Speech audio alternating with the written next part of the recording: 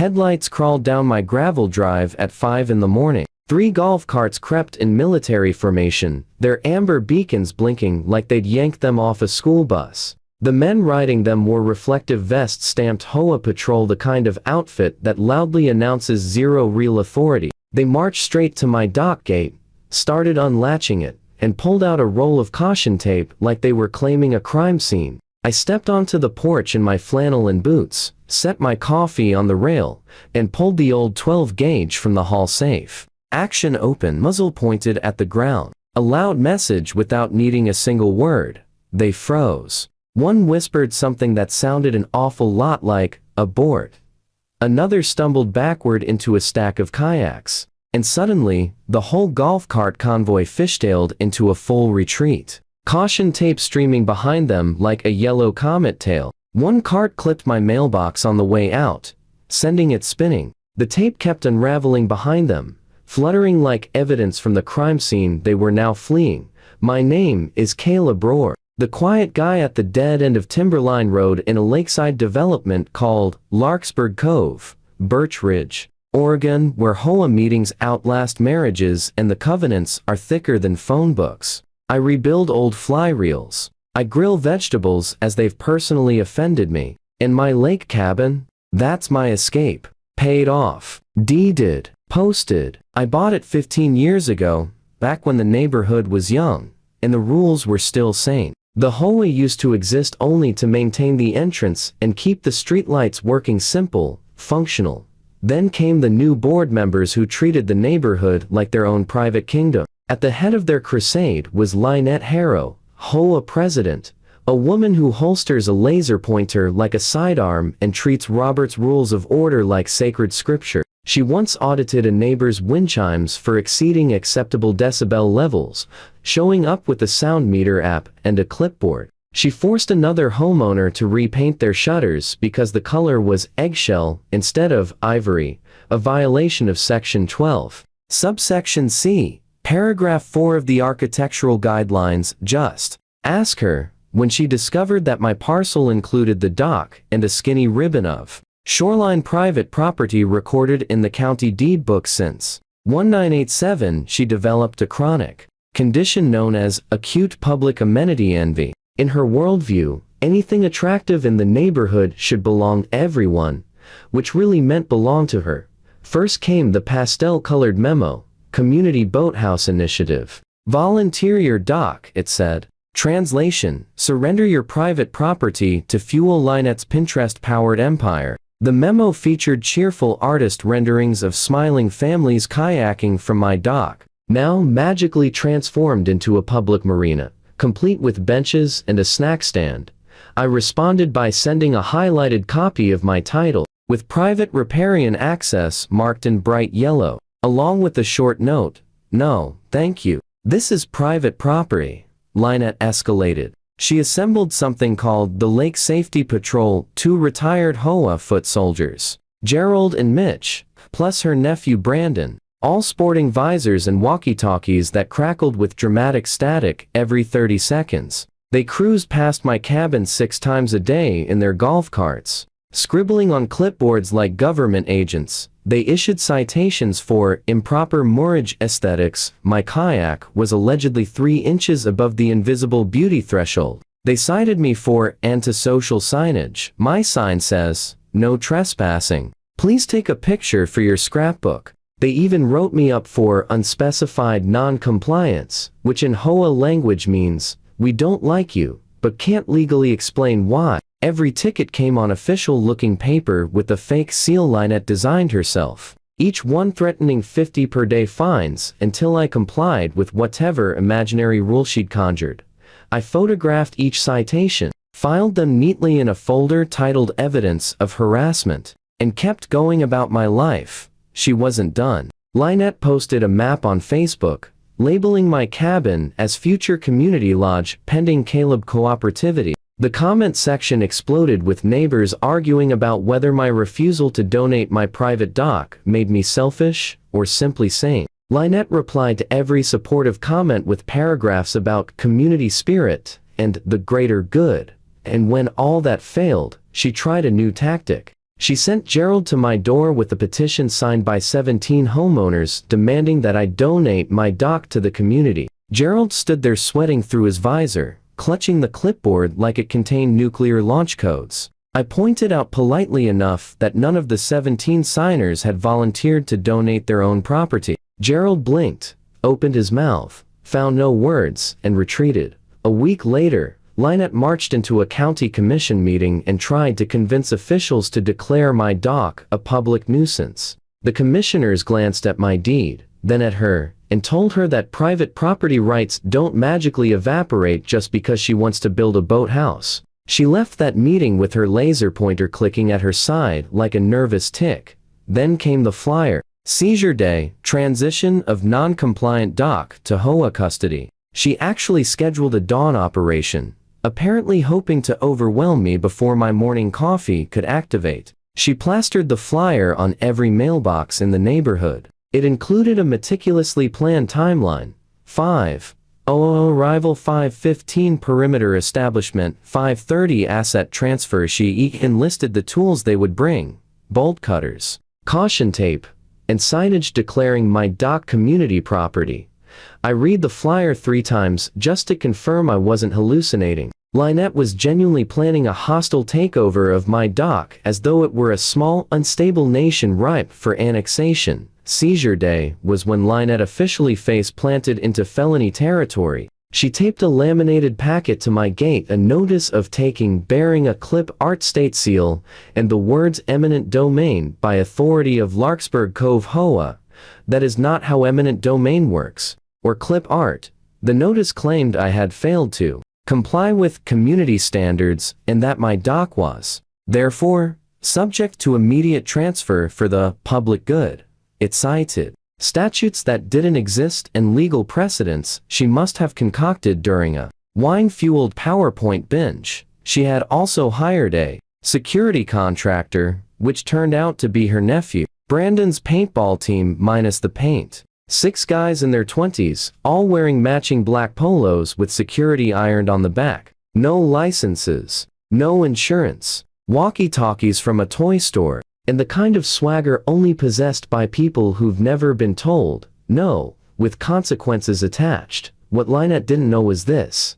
After she posted that Facebook map, I'd already begun building my case. I emailed the county council with a formal complaint about an ongoing property rights violation. I emailed the sheriff and attached the Seizure Day flyer, asking whether private citizens could legally conduct dawn raids on deeded land. And I emailed the state attorney general's consumer protection unit with screenshots of Lynette's posts, her fake citations, and her doctored notice of taking. I attached my deed, my survey, my title, insurance policy, and photos of every bogus citation she'd issued. I also called my attorney, Patricia Chan, property law specialist with a personal vendetta against HOA overreach. She reviewed everything and immediately began drafting an injunction. We prepared for 2 possibilities. 1, they would back down when confronted with actual law. 2, they would proceed and commit prosecutable crimes. I hoped for scenario 1, but prepared meticulously for scenario 2. The night before Seizure Day, I set my phone to record from the kitchen window. I printed multiple copies of my deed for rapid deployment. I made sure my shotgun was clean and functional, not because I planned to use it, but because a responsibly handled, legally owned firearm tends to sharpen people's understanding of property rights. Then I went to bed early and slept like a baby. I had paperwork, statutes, and the law itself at my side. At 5:00 a.m., when the patrol started unchaining my dock, my porch light clicked on, followed by the slow blue swirl of a deputy's Tahoe rolling down my lane.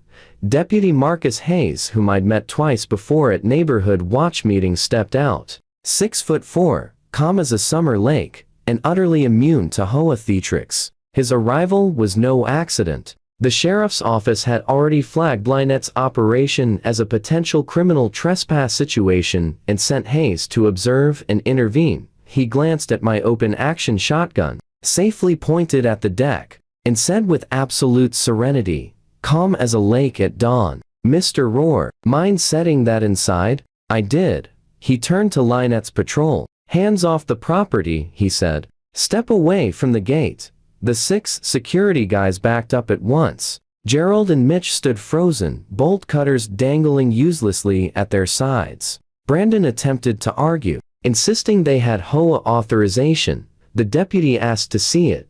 Brandon produced a laminated card Lynette had made. "Official Lake Safety Patrol." The deputy studied it for about 3 seconds and said, "This is not a legal document." 15 minutes later, County Surveyor Thomas Park arrived, called in by the sheriff's office to verify boundaries. He unpacked his equipment, located the iron pins marking my corners, traced the boundary with the tape, and plumbed the pin at the waterline. He tapped my dock with his boot. "Private," he said. "Recorded in County Plat Book 14, page 62. Parcel ID 37-15004. Then he turned to Lynette, who had just arrived in her luxury SUV, and said, "Ma'am, this dock is private property. Has been since 1987. You have no claim to it."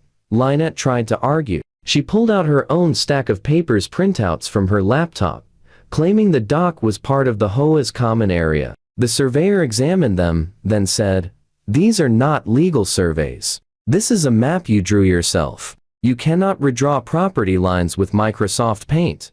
Lynette's face flushed red. She insisted there was a public easement. The surveyor asked her to show where it was recorded. She couldn't because it didn't exist. Deputy Hayes peeled Lynette's laminated notice off my gate with 2 fingers, like he was handling radioactive waste. "Ma'am," he said, "this is misuse of a state seal. That's a felony impersonation of public authority. You've also filed what appears to be a false document claiming eminent domain powers you do not possess. That's forgery and fraud. And right now, you're trespassing on private property after being told to leave."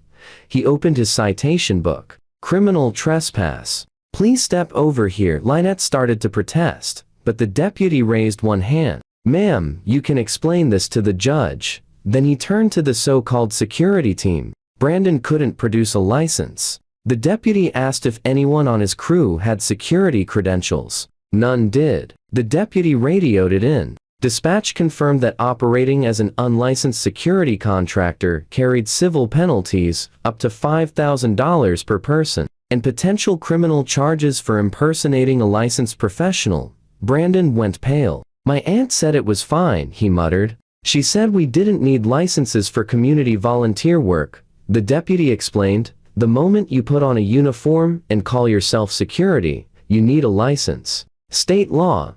Meanwhile, the HOA's insurance company Midwest Property Protectors had been copied on my email chain. Their risk management team flagged the situation as high risk. And right there on my dock, Lynette's phone rang. She answered on speakerphone, expecting backup from a board member. Instead, a firm voice said, "Mrs. Harrow, this is Rachel Mendes from Midwest Property Protectors Legal Department. We have reviewed the situation at Timberline Road. Your actions are not covered under the HOA's liability policy. You are engaging in an illegal seizure of private property. We are formally instructing you to stand down immediately. Any legal costs resulting from this action will not be covered. Do you understand?" Lynette stood frozen, her mouth opening and closing like a gasping fish. She understood.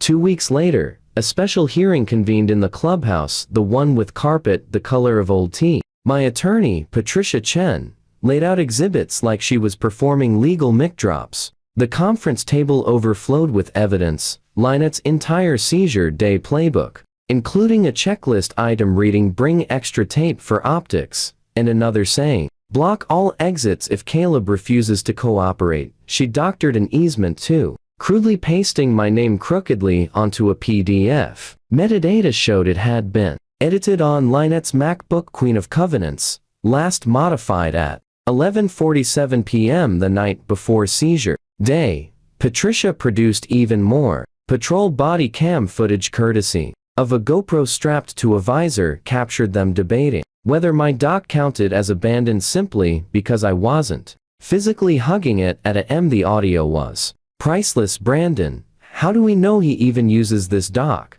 Maybe it's abandoned." "Gerald, I saw him fishing here yesterday."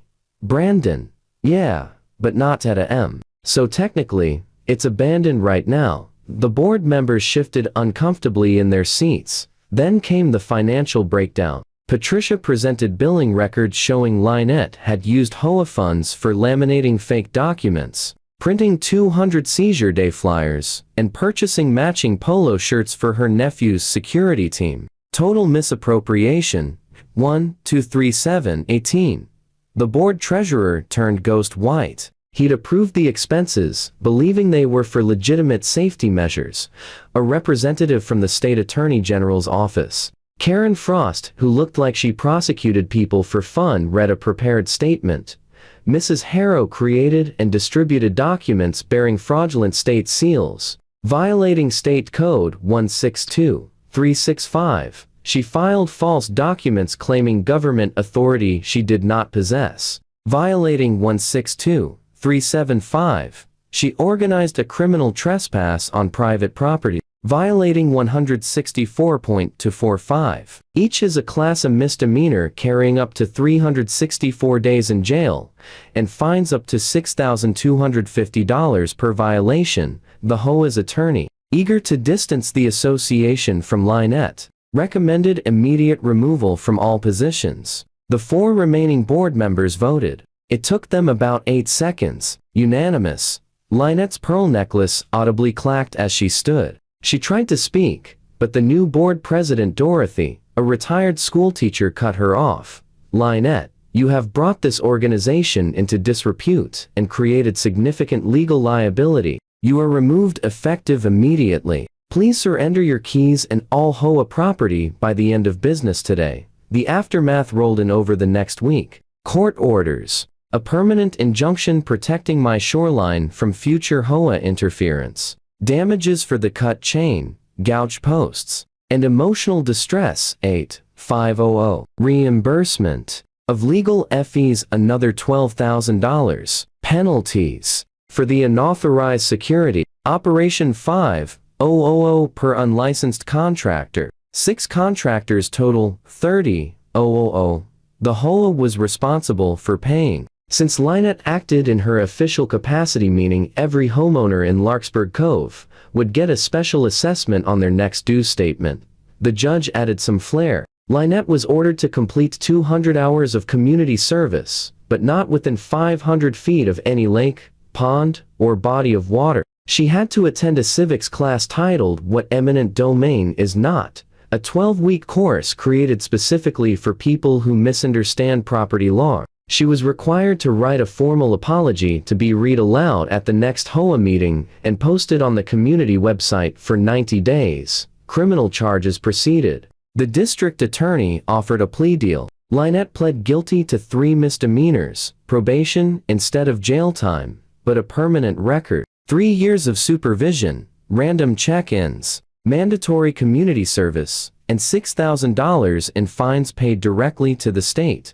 Lynette lost the presidency, the board seat, and the privilege of saying, by the authority vested in me, without someone laughing. She was banned from any patrol activity. The HOA was ordered to hang a banner at the clubhouse for 6 months 4 feet wide, 2 feet tall reading, "We do not have authority to seize private property." The patrol golf carts were auctioned at the next community garage sale. I bought one for $300 out of pure spite, and named it Due Process.